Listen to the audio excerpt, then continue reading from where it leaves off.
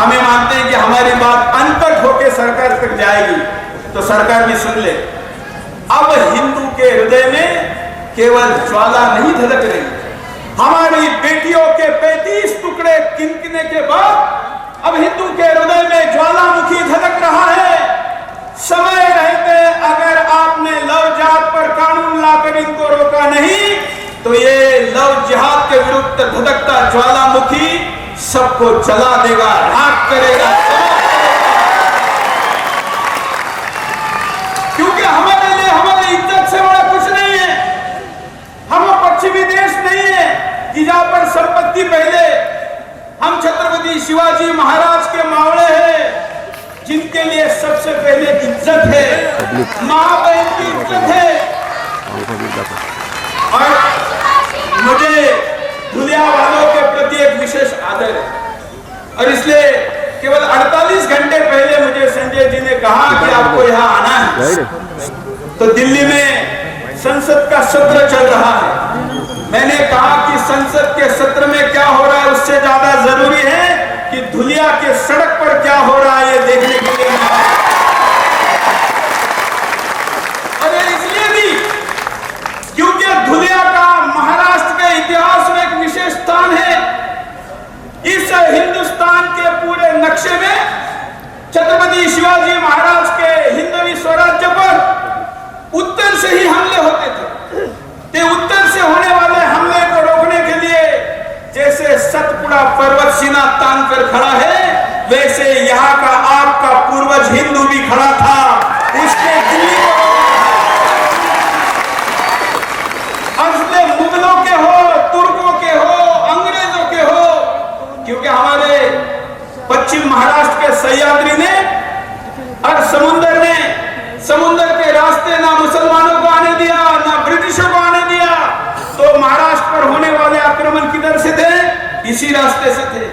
तो आज यहाँ पर जो भी खड़ा है, वो पुलिस वाला हो, महिला हो, पुरुष हो, ऐसे ही देखने के लिए आया हो, दीवार पर खड़ा हो, उधर पार्किंग में खड़ा हो, कोई भी हो, मैं आपको वचन देता हूं, आश्वासन देता हूं कि इतिहास देखिए, यहां पर खड़े हर व्यक्ति के किसी न किसी पूर्वज ने महाराष्ट्र और हिंदू धर्म बचाने के लिए बलिदान दिया हुआ है।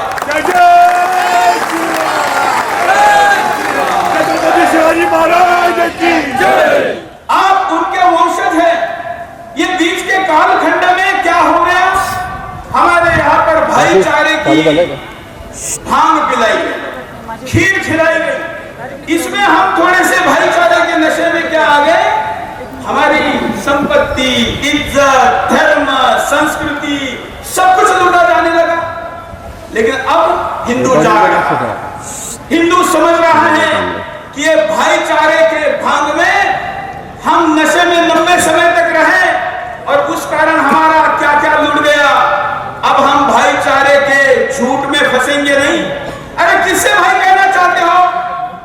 जो अपने बहन का नहीं हुआ वो हमारा हो।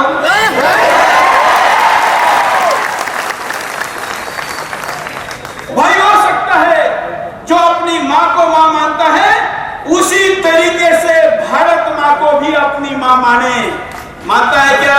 नहीं। वो हैदराबाद वाला तो कहता है कि गर्दन पे छुरी रखो, फिर भी भारत माता की जय नहीं कहूंगा, कहता है ना।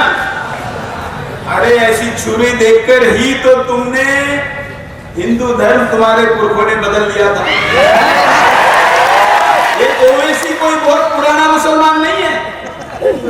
यहाँ की सभा में उसका नाम मैं इसलिए ले रहा हूं कि उसके पार्टी का पता चला या विधायक चुन के आया है।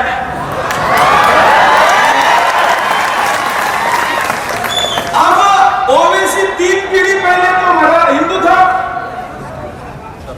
इसके कुछ पूर्वजों ने मुर्गी चोरने का आरोप रिकॉर्ड है अभी,